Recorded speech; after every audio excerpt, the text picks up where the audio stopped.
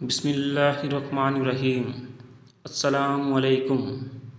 اللہ تعالیٰ جب راضی ہوتا ہے تو 8 نشانیاں ظاہر ہوتی ہے۔ اللہ پاک کے اپنے بندے سے محبت کی نشانیاں، اگر کسی میں ایک نشانی ظاہر ہو جائے تو سمجھ لینا کہ اللہ اس سے محبت کرتا ہے۔ ساتھ ہی آپ کو بتائیں گے کہ حضرت علی رضی اللہ تعالیٰ عنہ نے فرمایا کہ عورت کو گالی دینا کیسا ہے اور اس کو مارنا کیسا ہے، اس سے گھر میں کیا کیا ہوتا ہے۔ سب سے پہلی نشانی اللہ پاک جس کو دین کی سمجھ عطا فرماتا ہے، دین سے جوڑ دیتا ہے تو اسے اپنا محبوب بنا لیتا ہے۔ حضرت عبداللہ بن مسعود رضی اللہ تعالیٰ عنہ مروی ہے کہ رسول اللہ صلی اللہ علیہ وسلم نے فرمایا، اللہ پاک تمہارے درمیان 1,00,000 بھی تقسیم کرتے ہیں جس طرح رزق تقسیم کرتے ہیں۔ اللہ پاک دنیا اس کو بھی دیتے ہیں جو اللہ پاک کا پیارا ہو یا نہ ہو، لیکن اللہ پاک دین کی سمجھ صرف اسے دیتے ہیں جو اللہ پاک کا محبوب ہوتا ہے۔ عبادت کی محبت، قرآن کی محبت، اللہ پاک کی محبت، اللہ کے ذکر سے محبت، رسول اللہ صلی اللہ علیہ وسلم پر درود سلام بھیجنے کا شوق اور طلب، یہ وہ چیزیں ہیں جو اس بات کی نشانی ہے کہ اللہ نے اسے بہت پیارا بنا لیا ہے۔ دوسری نشانی رسول اللہ صلی اللہ علیہ وسلم نے فرمایا، اللہ جسے اپنا بناتا ہے تو پھر اس پر تھوڑی سی آزمائش بھی ڈالتے ہیں، یعنی اللہ پاک دیکھنا یہ چاہتے ہیں کہ یہ بندہ میرے فیصلے پر راضی ہوتا ہے یا نہیں۔ جو راضی ہو جائے اللہ پاک اسے دنیا میں بھی راضی کرتے ہیں اور آخرت میں بھی راضی کریں گے۔ جو اس وقت بوکھلاہٹ کا شکار ہو جائے کہ یہ کیا ہو گیا ہے، کیا ہو گیا میرے ساتھ، میں تو نماز بھی پڑھتا ہوں، قرآن پاک کی تلاوت بھی کرتا ہوں، پھر مجھے بخار کیوں آ گیا ہے، میں تو دین کا وقار بند ہوں، پھر مجھے کیوں فکر ہو رہی ہے، تو ایسا نہیں سوچنا چاہیے۔ حضرت بلال حبشی رضی اللہ تعالیٰ عنہ سے کسی نے پوچھا کہ آپ بڑی توحید کی باتیں کرتے ہیں تو آپ کو اتنی بری طرح سے مار کیوں پڑتی ہے، تو آپ رضی اللہ تعالیٰ عنہ نے فرمایا کہ تم بھی تو بازار جا کر برتن خریدنے سے پہلے بجا کر دیکھتے ہو کہ مٹی صحیح طریقے سے لگی ہے یا نہیں۔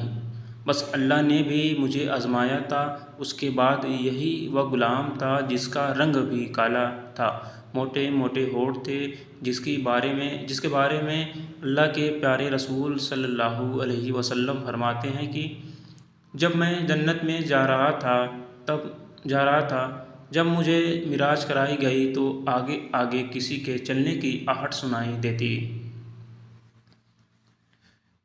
دی۔ میں نے حضرت جبرائیل علیہ السلام سے پوچھا کہ یہ کون ہیں؟ جواب ملا کہ یہ بلال حبشی ہیں جو آپ کے آگے آگے چل رہے ہیں۔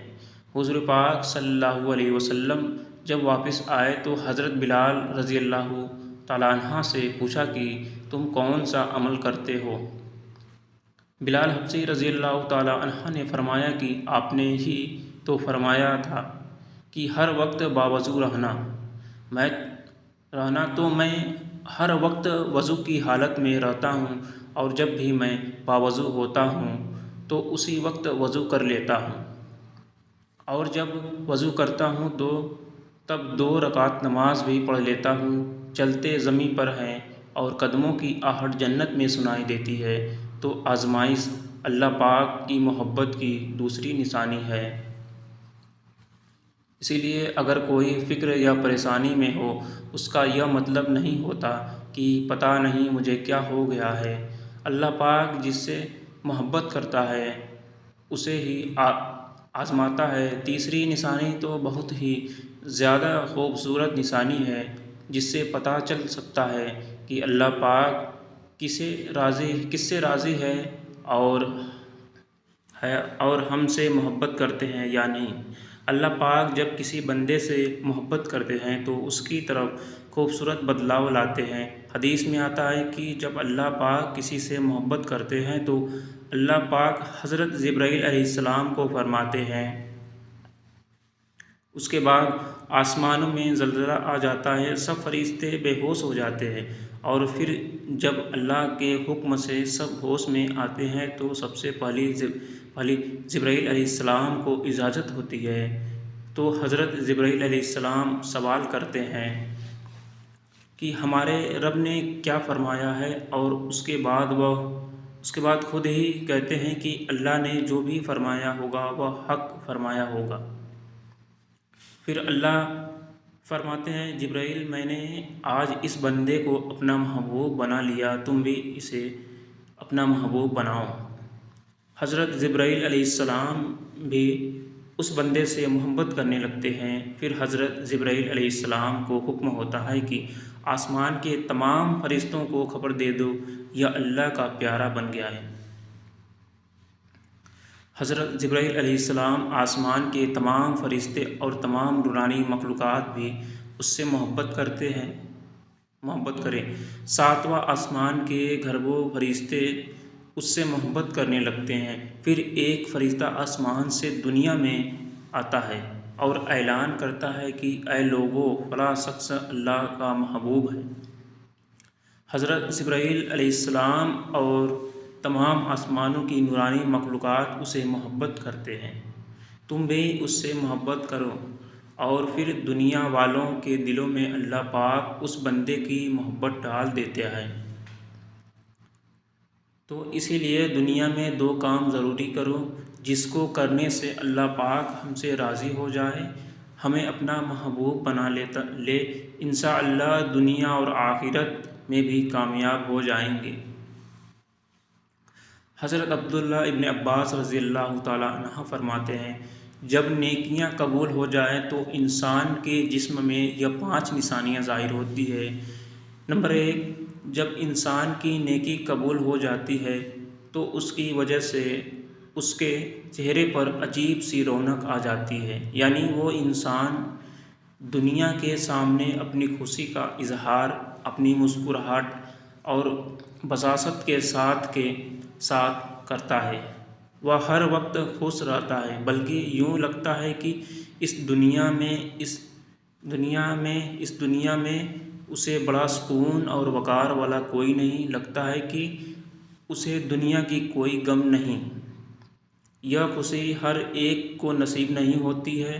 نمبر 2، اس کا دل روشن ہو جاتا ہے، یعنی کہ وہ ہر وقت اللہ کے وعدوں پر امید رکھتا ہے۔ اس کے پاس کچھ ہو یا نہ ہو، لیکن اس کے دل میں اتنی خوشی ہوتی ہے کہ اس کو کوئی پرواہ ہی نہیں ہوتی ہے۔